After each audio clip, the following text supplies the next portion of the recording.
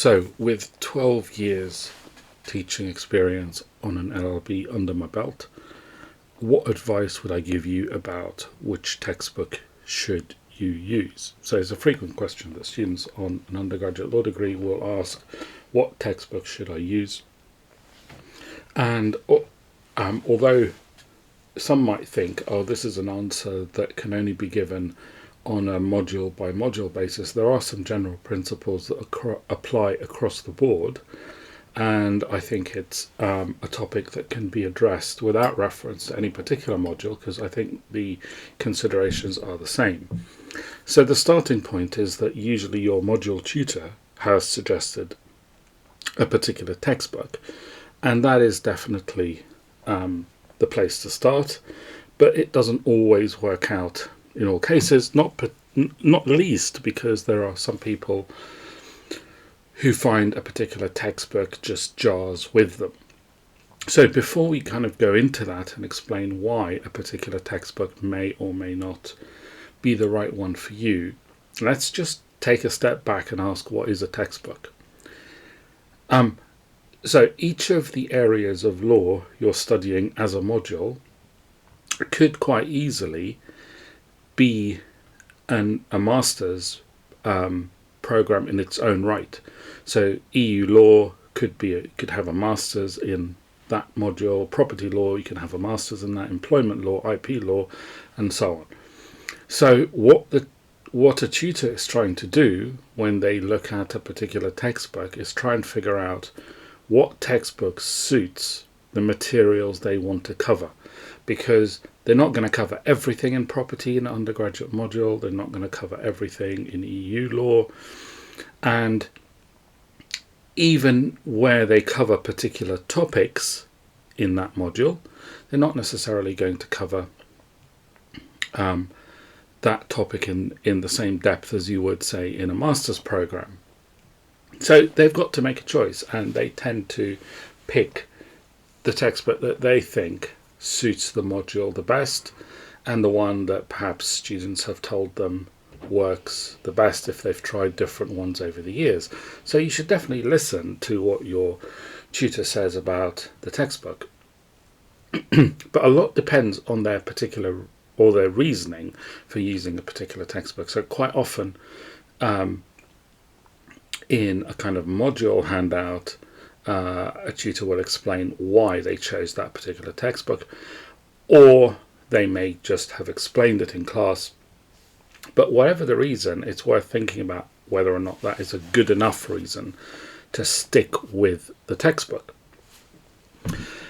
At the end of the day, all a textbook, and I say all in speech marks because it's quite a big undertaking, all a textbook is trying to do is to explain the law to you.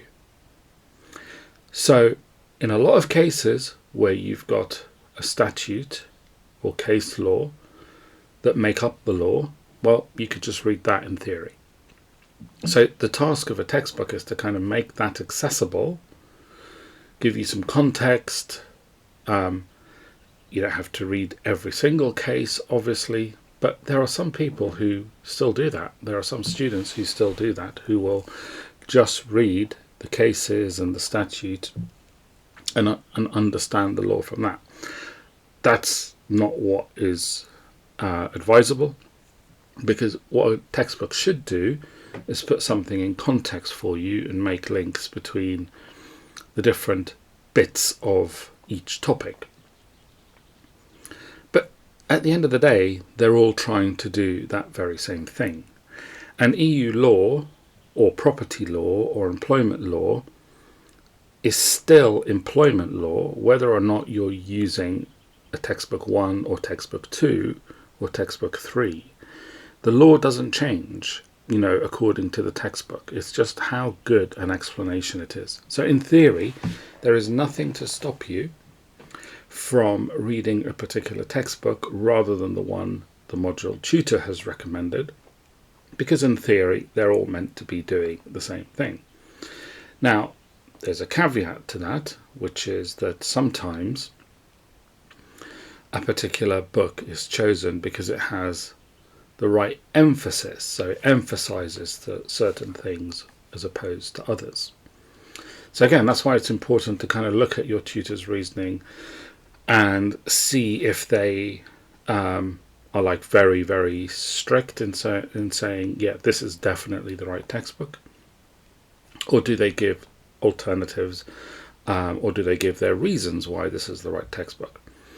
The trickiest situation is where the module tutor is the author or co-author of a textbook, in which case I would definitely try and read that if you can, subject to what I'm about to say, because it tells you the kind of angle that they're coming at from this particular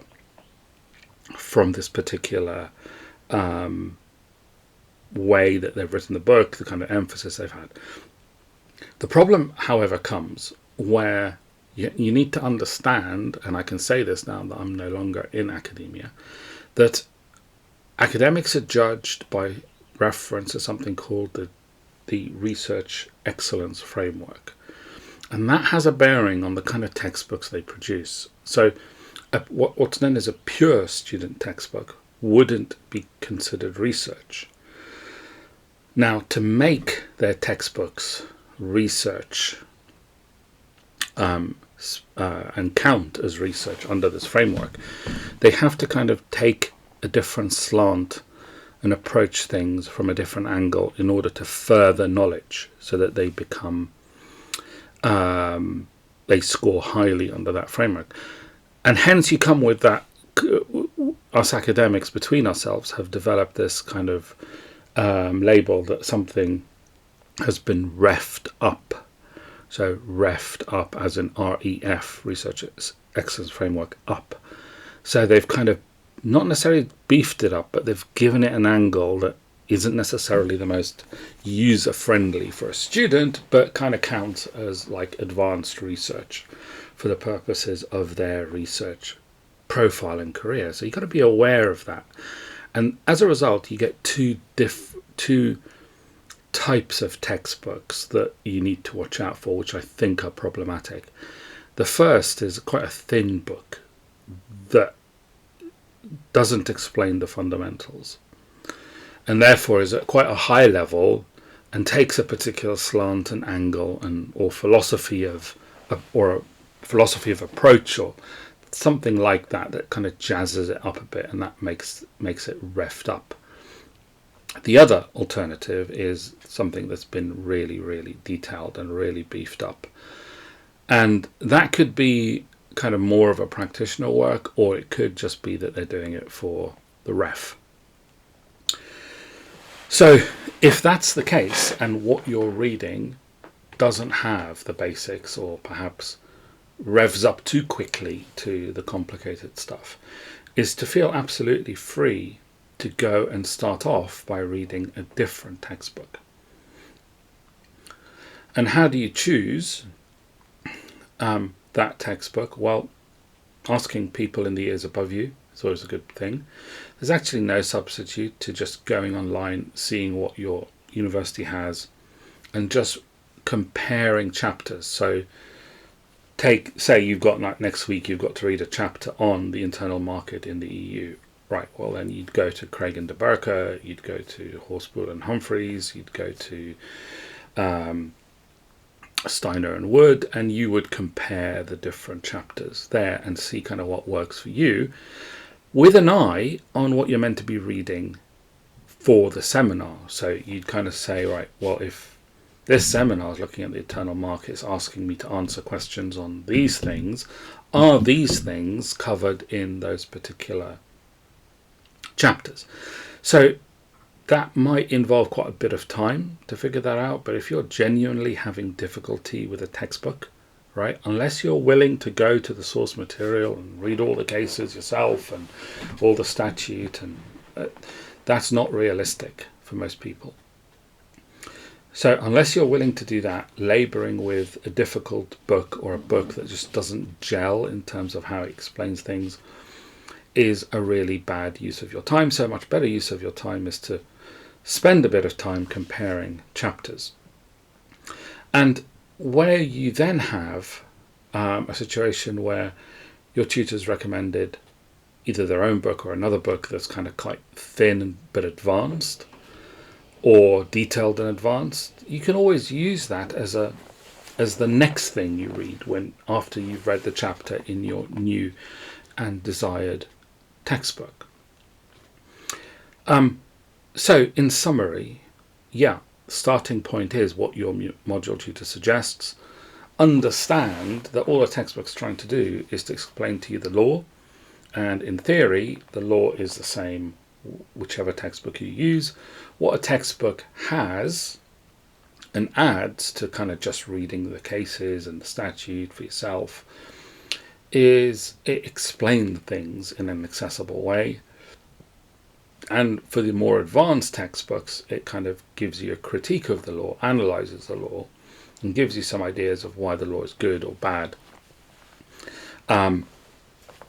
And therefore adds a bit of value to just sort of reading the cases for yourself.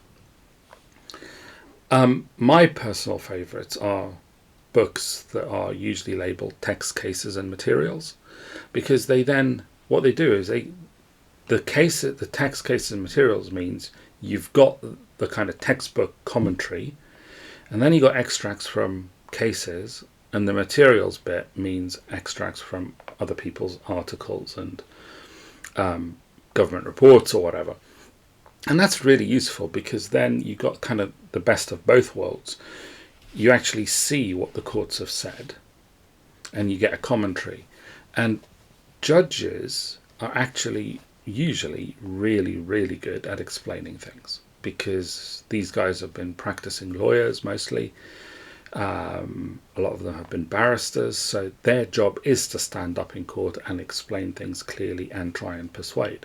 So you tend to find that judges have a most of them do a very good way of explaining things. So that's why I like those type of books, but that's very much a personal thing, and you can obviously take a different position.